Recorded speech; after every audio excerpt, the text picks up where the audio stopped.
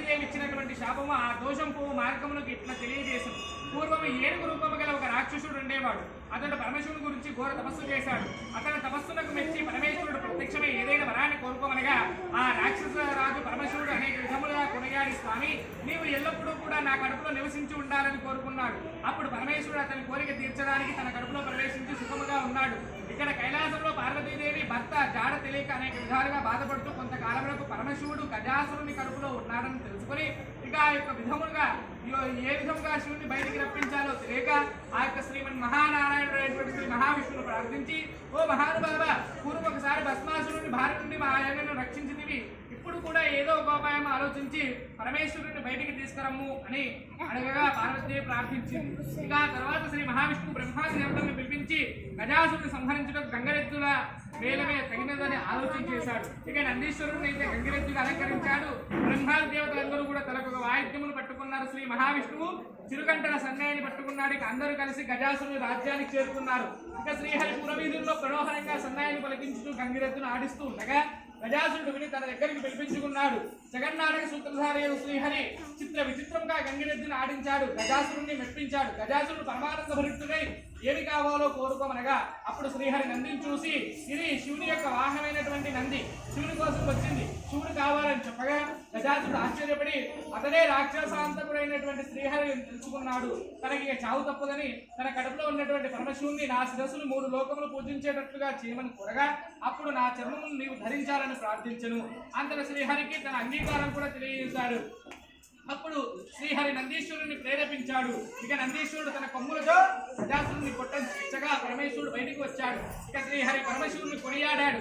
అప్పుడు శ్రీహరి దుర్మాత్ములను ఇలాంటి వరములు ఇవ్వరాలని హితవు పలికి బ్రహ్మాదేవతలను కలుసుకొని వైకుంఠానికి వెళ్ళాడు. పరమశివుడు కూడా నందినెక్కి కైలాసానికి వెళ్ళిపోయాడు. ఈ కైలాసంలో పార్వతీదేవికి భర్త తెలిసింది. పరమశివుడు వస్తున్నాడనేటటువంటి సంతోషంతో శుద్ధిగా అలంకరించుకొని ఉండాలని తన శరీరానికి పెట్టినటువంటి నలుగు ముద్దతో ఒక బాలుని తయారు చేసింది. ఇక ఆ బాలునికి ముచ్చటపడి ప్రాణం పోసింది. బాలం వద్ద కాపలా ఉంచి ఎవరిని లోపలికి రానివ్వకు నాయన అని చెప్పింది. ఇక స్నానం తర్వాత అలంకరించుకొని పరమశివుని రాకగా ఎదురు చూస్తూ ఉండగా పార్వతీదేవి ఇంతలో నందితో సహా పరమేశ్వరుడు వచ్చి లోనికి వెళ్లాలని ప్రయత్నించగా కాపలాగా ఉన్నటువంటి ఆ బాలుడు అతనికి ఏమీ తెలియక అడ్డు చెప్పాడు. అంత పరమేశ్వరుడు కోపించి వేసి లోపలికి వెళ్ళాడు. చాలా రోజులకు వచ్చినటువంటి భర్తను ఆప్యాయంగా లోనికి తీసుకెళ్లి సకల ఉపచారాలు చేసింది పార్వతీదేవి. ఇద్దరు సంభాషణంలో ఉండగా మాటల మధ్యలో కాపలా ఉన్నటువంటి బాలుని అప్పుడు ఆ పరమేశ్వరుడు బాలకుని యొక్క తలతుంచినటువంటి విషయం చెప్పగా పార్వతీదేవి రోధించింది. అప్పుడు పరమేశ్వరుడు తాను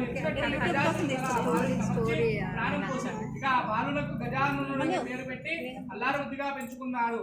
అతనికి సులభంగా ఎక్కి తిరుగుటకు అనిందుడు అనేటటువంటి ఒక ఎలుకను కూడా వాహనంగా చేసి ఇచ్చాడు. ఇలా ఉండగా కొంతకాలానికి పార్వతీ పరమేశ్వరుడు కుమారస్వామి జన్మించాడు. ఇతడు మహాబలశాలి. ఇతని వాహనము నెమలి. ఇతడు దేవతల సేవానాయకుడై ప్రఖ్యాతి చెందాడు. ఇక ఒకనాడు దేవతల మునులు పరమేశ్వరుని సేవించుకుని విఘ్నములకు అధిపతి ఇమ్మని అడిగారు.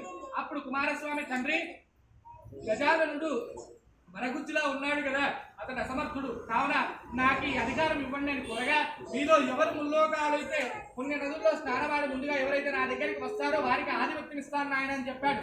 అప్పుడు అనగానే నెమలి వాహనం ఎక్కి కుమారస్వామి త్వరగా బయలుదేరి వెళ్ళిపోయాడు. అప్పుడు గజానుడు పరమశివునికి నమస్కరించి, తండ్రి నా అసమర్థత తెలిసి కూడా నువ్వు ఇలా అంటివి, ఇదేమన్నా భావ్యమా? నీ పాదసేవకుని కనికరించి ఒక ఉపాయం చెప్పనని ప్రార్థించగా అప్పుడు పరమేశ్వరుడు నారాయణ మంత్రాన్ని ఉపదేశించాడు. గజానుడు అత్యంత శ్రద్ధతో దీక్షతో నారాయణ మంత్రాన్ని జపిస్తూ కైలాసంలోనే ఉండిపోయాడు. నారాయణ మంత్ర ప్రభావం కుమారస్వామి ఏ పుణ్య నదిలో స్నానం చేయాలని వెళ్ళినా తనకంటే ముందు స్నానం చేసి వస్తున్నటువంటి గజానుడు ఎదురొస్తూ వస్తూ ఉన్నాడు. కుమారస్వామి కైలాసానికి చేరుకుని పరమేశ్వరునికి నమస్కరించి, తండ్రి అన్నగారి మహిమ తెలిగి ఈ విధంగా మాట్లాడాడు, ఈ ఆధిపత్యం అన్నగారికి ఇవ్వాల్సింది అని ప్రార్థించాడు. అంతట గజానునికి భాద్రపద శుక్ల చవితి నాడు విఘ్నాధిపత్యం ఇవ్వబడింది కనుక ఆ రోజున సర్వదేశాల వారు విఘ్నేశ్వరుని తమ శక్తి కొలది పిండి వంటలతో టెంకాయలు, పాలు, పండ్లు, తేనె, పానకము, వడపప్పు మొదలగునవి సమర్పించుకొని పూజిస్తారు. తన భక్తులు సమర్పించినటువంటి వాటిలో కొన్ని తాను స్వీకరించి కొన్ని తన వాహనమైనటువంటి ఎలుక కట్టుకొని చేత పట్టుకొని భుక్తాశంతో మెల్లగా నడుచుకుంటూ సూర్యుడు అస్తమించే సమయానికి ఇల్లు చేరుకున్నాడు. ఇక పార్వతీ పరమేశ్వరుల పాదములకు నమస్కరించడానికి శ్రమ పడుతున్నటువంటి విఘ్నేశ్వరుని చూసి పరమేశ్వరుని యొక్క తలపై ఉన్నటువంటి చంద్రుడు నవ్వాడట. ఇక రాజు దృష్టికి సోకినటువంటి రాళ్ళు కూడా ఉగ్గైపోతాయన్నట్టు విఘ్నేశ్వరుడి యొక్క పొట్ట పగిలి చనిపోయాడు. అప్పుడు పార్వతీదేవి శోకిస్తూ చంద్రుని చూసి, నీ పాపిష్టి దృష్టి తగిలి నా కుమారుడు పొట్ట పగిలి చనిపోయాడు, కావున నిన్ను చూచువారు పాపాత్ములై నీలాప నిందలు పలుగాక అని శపించను. అంతటా ఆ సమయంలో సప్త ఋషులు అగ్ని యాగాలు చేస్తున్నారు. తమ భార్యలతో సహా అగ్ని ప్రదక్షిణలు చేస్తున్నారు. అగ్నిదేవుడు ఋషిపత్వం చూసి మోహించాడు. కానీ ఋషులకు తెలిస్తే తను శపించగలమని ఏమి చేయడానికి శక్తి లేని వాడు క్షీణించసాగాడు. అగ్నిదేవుని యొక్క భార్య స్వాహాదేవి సంగతి గ్రహించి అనంతరి రూపము దక్కబడినటువంటి ఋషిపత్తుల రూపాలను ధరించి అగ్నిదేవునికి ప్రియాన్ని కలగజేసిందట. ఋషులు అది చూసి అగ్నిదేవునితో ఉన్నటువంటి వారు తమ భార్యలను భావించి వారిని విడిచిపోమని వెళ్ళిపోయారు. ఇక పార్వతీదేవి శాపం ఇచ్చినటువంటి తర్వాత చంద్రుని చూసిన వలన ఋషిపత్నులకు ఇలాంటి నీలాపనింద జరిగింది. అప్పుడు దేవతలు మునులు ఋషిపత్నులు ఆపదను పరమేశ్వరుని తెలియజేశారు.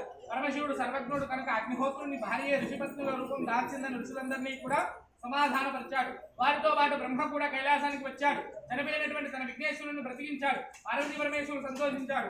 అప్పుడు దేవతలు పార్వతీదేవితో లోకమాత చంద్రుని చూడకుండా లోకలు ఎలా ఉంటారు, కాబట్టి మీరు ఇచ్చినటువంటి శాపాన్ని తొలగించండి అని ప్రార్థించారు. పార్వతీ కుమారుని చెరదీసి ముత్తాడి ఏ రోజైతే విఘ్నేశ్వరుని చూసిన చంద్రుడు నవ్వాడు, ఆ రోజు చంద్రుడిని చూడరాదని చూసినటువంటి వారికి సకల నీలాప నిందలు జరుగుతాయని పార్వతీదేవి అనుగ్రహించింది.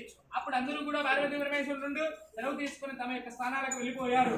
ఇది ఇలా ఉండగా ఒకరోజు ద్వాపరయుగంలో ద్వారకా నగరంలో వచ్చినటువంటి శ్రీకృష్ణుడు దర్శించినప్పుడు నారద మహామహర్షి మాతృ శుద్ధ చతుర్థి రోజున శ్రీచంద్రుడిని చూడరాదు పార్వతీదేవి శాపం గురించి శ్రీకృష్ణుడికి తెలియజేశాడు. అప్పుడు శ్రీకృష్ణుడు ఆ రాత్రి చంద్రుడిని ఎవరు చూడరాదని తన నగరంలో చాటిని వేశాడు. కానీ ఆ యొక్క సాయంకాల సమయంలో క్షీరప్రియుడైనటువంటి పాలప్రియుడైనటువంటి శ్రీకృష్ణుడు గోవులశాలకు వెళ్ళగా అక్కడ గోవు నుంచి పాలు పిదికాడు. ఆ సమయంలో పాల పాత్రలో చంద్రుని యొక్క ప్రతిబింబం చూశాడు. అప్పుడు ఆ శ్రీకృష్ణుడు ఆహా ఇక నాకేలాంటి నీలాపనింద వస్తుందో అని ఆలోచించాడు. ఇలా ఉండగా కొన్నాళ్ళ తర్వాత సంద్రాదిత్య అనేటువంటి రాజు ద్వారకా నగరానికి వచ్చాడు. వచ్చి తాను సూర్య భగవాను వరంగా శ్రమంతకొని పొందానని శ్రీకృష్ణుడితో అన్నాడు. ఇక శ్రీకృష్ణుడు ఆ మణిని ద్వారకా నగరానికి పాలించేటటువంటి రాజుగారికి మనం అడిగాడు. ఆ మణి రోజుకి 8 భారువుల బంగారం ఇస్తుందని ఇటువంటి మణి మరి ఎక్కడా లేదని చెప్పి సత్రాజిత్తు ఇవ్వనన్నాడు. ఇక ఆ తర్వాత కొంతకాలానికి సత్రాజిత్తు తమ్ముడు ప్రసేనుడు ఆ మణిని ధరించి అరణ్యంలోకి వేటకు వెళ్ళాడు. ఇక అరణ్యంలో ఆ మణి యొక్క వెలుగును చూసి దానిని ఒక మాంసఖండముగా భావించి ఒక సింహము దానిని చంపి మణిని తీసుకుని వెళ్ళాను. ఇక దానిలో ఒక భల్లుకం ఆ సింహాన్ని చంపి ఆ మణిని తీసుకొని పోయి తన కుమార్తె కానుకగా ఇచ్చాను. ఇక మరునాడు ప్రసేనుడు మణివార్త విన్నటువంటి సత్రాజిత్తు తప్పగా కూడా శ్రీకృష్ణుని పనియేనని నింద వేశాడు. ఇది విన్నటువంటి శ్రీకృష్ణుడు చవితి చంద్రుని ప్రతిబింబం పాలకుండలో చూసినందుకే కదా నాకు ఈ వ్రతము ఈ నింద అని తెలుసుకున్నాడు. ఇక ఈ నిందను పోగొట్టుకున్నట్టుగా బంధ సమేతుడైన అరణ్యమునకు పోయి వెనుకగా ఒక చోట ప్రసేనుని యొక్క కళేభరణ సింహం కాలుగాడు గుర్తించాయి. వారిని అనుసరిస్తూ వెళ్ళగా సింహం యొక్క కళేభరము ఎలుగుబంటి యొక్క పాద పద్మములు కనిపించాయి. వారిని అనుసరించి వెళ్ళగా గుహలో ఒక బాలిక ఆమె చేతిలో శమంతకమని కనిపించాయి. శ్రీకృష్ణుడు ఆ బాలికను సమీపించగానే ఆమె గట్టిగా అరిచెను.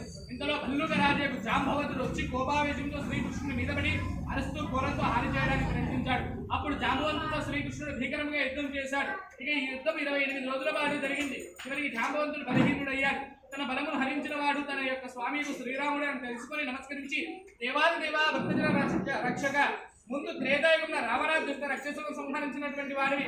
తర్వాత ఆ సమయంలో ఏదైనా వరము కోరుకోమని నన్ను అనుగ్రహించావు. అవివేకినైనటువంటి నేను నీతో యుద్ధం చేయాలని కోరుకున్నాను.